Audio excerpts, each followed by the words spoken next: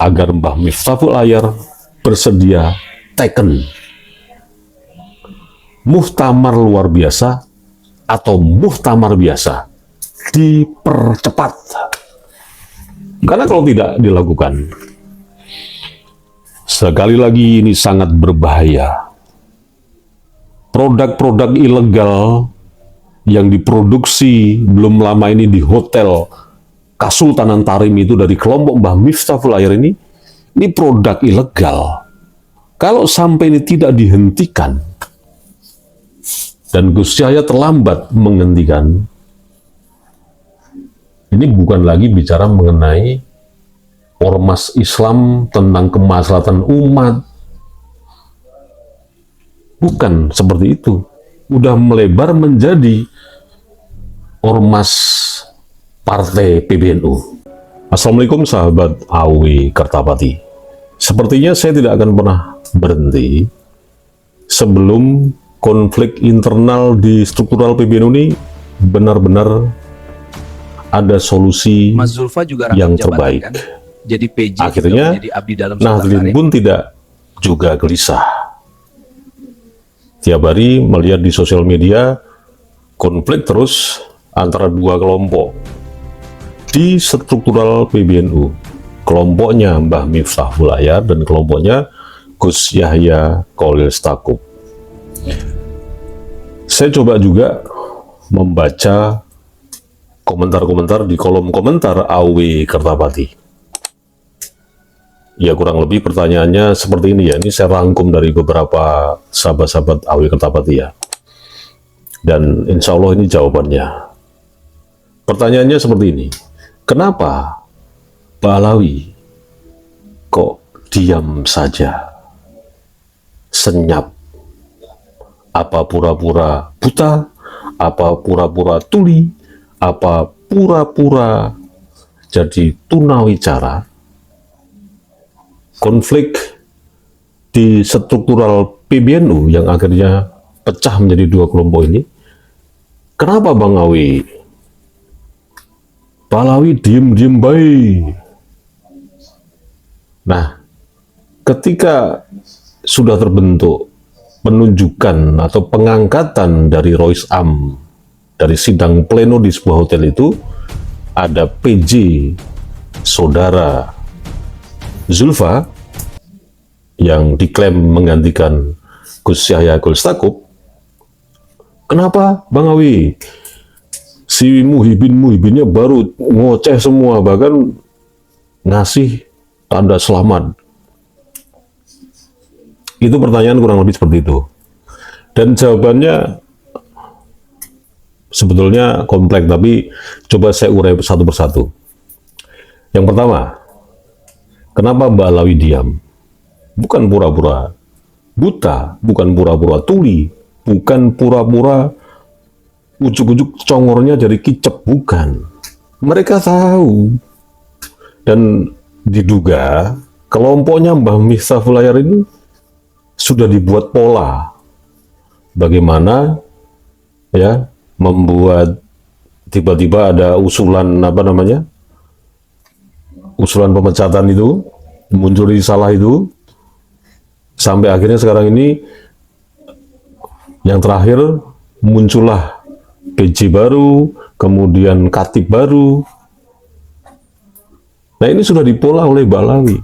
Ya kalau Mbak Alawi ngomong, ya pasti dong kita sebagai Nahdlin yang ya kita anggap orang-orang yang kritis selama ini pasca polemik nasab palsu Mbak Alawi ini kan pasti akan terus memburbadir kan mereka-mereka itu kan. Mereka pastilah selalu mengadakan pertemuan-pertemuan secara tertutup antara kelompok itu ya, kelompok Mbah Miftahul Ayar dengan Mbak Alawi itu pastilah. Ya kita bukan menuduh atau ini memfitnah, yo pertemuan boleh-boleh saja kan, pertemuan tutup, memang kenapa pertemuan? Tapi yang pasti kan pertemuan mereka ini tidak jauh dari memang pola yang sudah dibuat bagaimana PBNU ini hancur dari dalam. Kalau Anda cerdas nih ya, kalau Anda cerdas nih, ketika persoalan konten yang melecehkan, konten yang dibuat oleh sebuah televisi swasta nasional kemarin yang mengibohkan itu, yang isinya adalah melecehkan salah satu pondok pesantren tertua di Indonesia ini. Kalau Anda cerdas, yaitu diduga mengalihkan tentang pembicaraan tentang nasab palsu Balawi. Konten itu sengaja untuk memecah ombak dari algoritma di YouTube, di TikTok, di Facebook, di IG.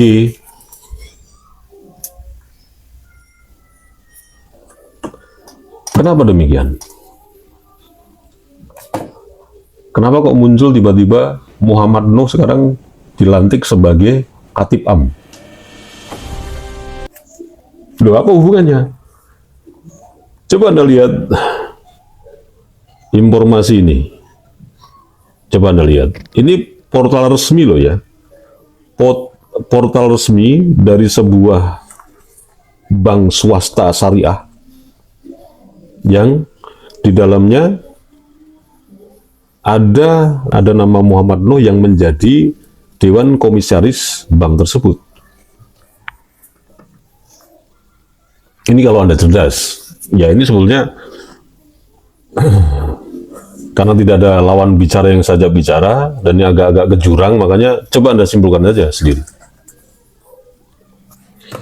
Kemudian kembali ke pertanyaan sahabat-sahabat Awi Kertapati tadi. Bukan tuli, bukan buta, bukan picek, bukan pura-pura terus tadi bisu, bukan. Balawi kembali lagi memang yang punya pola.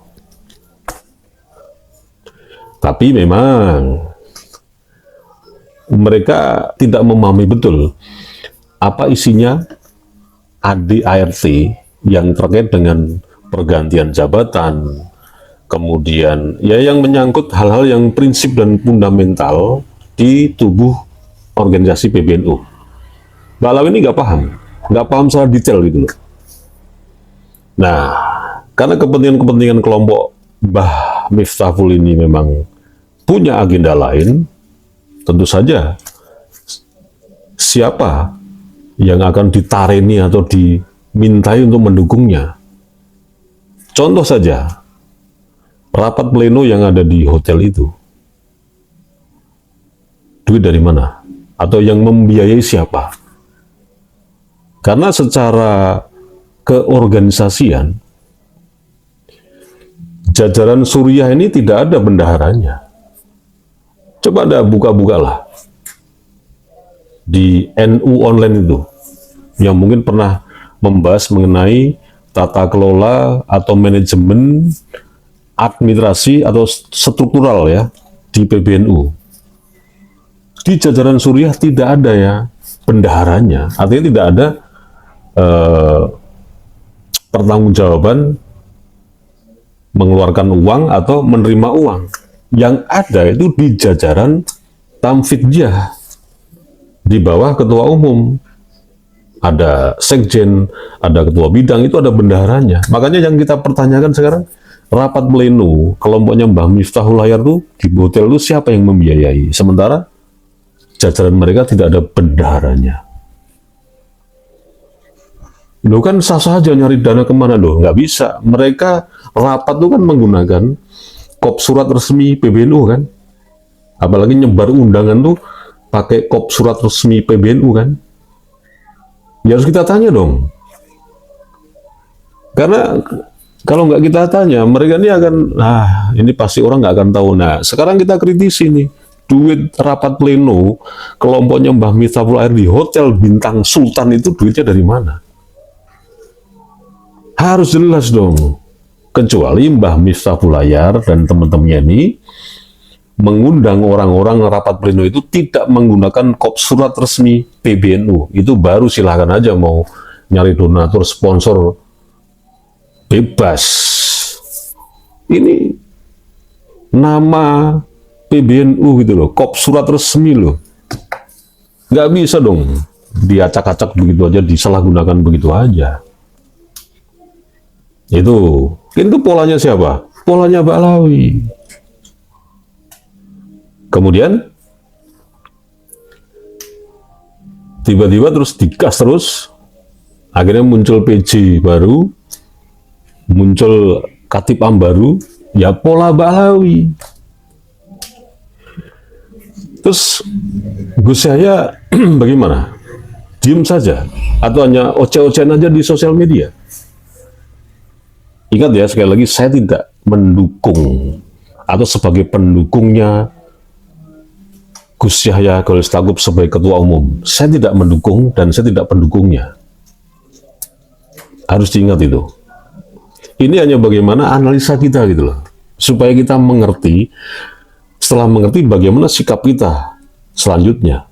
Tidak ikut arus yang yaitu dibawa oleh arus media mainstream yang tiap hari kita baca, tapi sebenarnya itu bikin otak kita mengseli gitu loh. Gus Yahya Khalil Stakuf tentu saja tidak akan diam-diam saja. Walaupun ya, kalau kita lihat dari proses atau prosedural ketua PJ baru ini, ya jelas menyalahi ADART PBNU. Kenapa? Karena seperti yang dikatakan oleh Gus Ulil itu, bahwa Tamfiz Dia dan Surya itu mandatnya atau mandataris muktamar.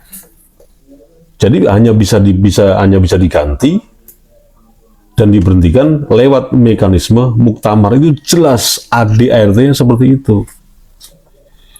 Nah, kemudian ada pertanyaan lagi, loh, tapi kenapa Gus Yahya kemarin kok bisa mengangkat sekjen baru dan menonaktifkan sekjen lama Gus Ipul menjadi ketua bidang?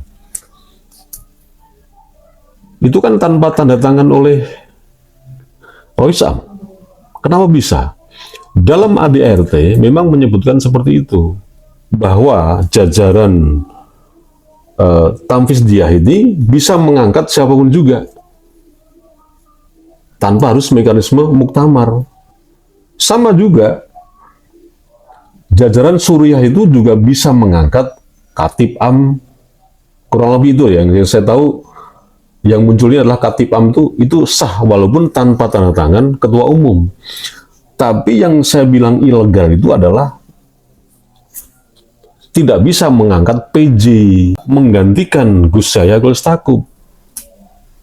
Tidak bisa seperti itu. ADART-nya tidak berbunyi seperti itu. Jadi kurang lebih seperti itu ADART di PBNU terkait PJ yang baru, terkait Katib yang baru, terkait sekjen yang baru, dan yang kita lihat sekarang terbelah menjadi dua. Nah, kembali lagi kepada Gus Yahya Khalil Stakuf. Ini kan tidak ada bisa menghentikan terbentuknya PJ yang baru dari kelompok Tarim ya, Mbah Miftahul Ayar ini kan. Tidak ada yang bisa menghentikan kan. Karena ternyata PJ baru, saudara Zulfa ini malah bersapari di tempat bencana di Aceh dan Sumatera. Ya sah-sah aja sih, ketika saudara Zulfa ini berkeliling di seluruh Indonesia membawa jabatannya yang sebagai pengganti Gus Yahya, itu ilegal. Dan itu kalau diterima, ya sama aja. Sama-sama butanya mengenai prosedural bagaimana pengangkatan dan pemberhentian seorang ketua umum. Dan ini memang Balawi nggak paham gitu loh. Sama sekali knowledge mengenai prosedural bagaimana mengganti dua jajaran ini yang menjadi mandataris muktamar PBNU. Nah, makanya Gus Yahya ini akan ya diduga nih, atau konon ini akan melakukan tindakan yang lebih apa namanya, manuvernya lebih tajam lagi gitu loh, ketimbang sekarang hanya berstatement dan seterusnya di sosial media. Artinya dan seterusnya ini ya cuman bergonta-ganti media mainstream berstatement ini menyoroti tentang kelompok Mbah Miftahul, tapi akan melakukan gerakan yang lebih jitu lagi. Kalau kelompok Mbah Miftahul Ayar dan teman-temannya ini, terutama yang digunakan sekarang adalah PJ baru ini untuk ya secara rai gedek, rai tembok, butuh dukungan sebagai PJ baru atau bahkan nanti sebagai PBNU yang baru versi Kesultanan Tarim di PC NU di daerah, di PWNU daerah ini. Gus Yahya akan melakukan tindakan yang lebih manuvernya lebih tajam lagi. Apa? Memaksa Mbah Miftahul Ayar menggunakan powernya Gus Yahya yang tidak bisa disebut di media ini, di konten ini, agar Mbah Miftahul Ayar bersedia taken muktamar luar biasa atau muktamar biasa dipercepat. Karena kalau tidak dilakukan, sekali lagi ini sangat berbahaya. Produk-produk ilegal yang diproduksi belum lama ini di hotel Kesultanan Tarim itu dari kelompok Mbah Miftahul Ayar ini produk ilegal. Kalau sampai ini tidak dihentikan dan Gus Yahya terlambat menghentikan, ini bukan lagi bicara mengenai ormas Islam tentang kemaslahatan umat. Bukan seperti itu. Udah melebar menjadi ormas partai PBNU. Kenapa bisa demikian? Anda harusnya cerdas juga. Partai politik atau politik instan atau politikus lah, saya anggap politik instan itu selalu menggunakan opportunity-nya di mana ormas-ormas yang berbasis massa ini akan terus dipantau. Nah sekarang ini lagi berkecamuk kan, terbelah menjadi dua kelompok kan, dan tentu saja Mbah Miftahul Ayar ini tentu saja masih punya massa, apalagi massanya yang 99,9% adalah Muhyiddin Balawi. Sementara politikus atau politik instan atau partai itu kan nggak peduli itu mau Muhyiddin, mau jangkrik, kayak mau jancok kayak. Yang penting bisa ngopeni konstituen untuk mengembangbiakkan kursinya di parlemen. Kepentingan seorang partai kan seperti itu. Politikus telek bensin itu kan seperti itu. Nah makanya untuk menghentikan ini semua, tolong, mohon maaf sekali lagi, nyuwun pangapunten pada kiai, pada ulama yang ada di PCNU di wilayah Indonesia, di PWNU di wilayah Indonesia, segera berkonsolidasi, menyatu jadi satu, membuat petisi, desakan, agar menghentikan pergerakan kelompok Mbah Miftahul Ayar dengan mosi tidak percaya, dan kemudian mendesak Gus Yahya Khalilistakuf untuk melakukan islah dan segera tanda tangani muktamar luar biasa atau muktamar biasa agar dipercepat supaya clear masalahnya, dan tahun baru nanti PBNU yang baru ini akan lahir kembali dan kembali kepada ADART yang sudah ada. Wassalamualaikum warahmatullahi wabarakatuh.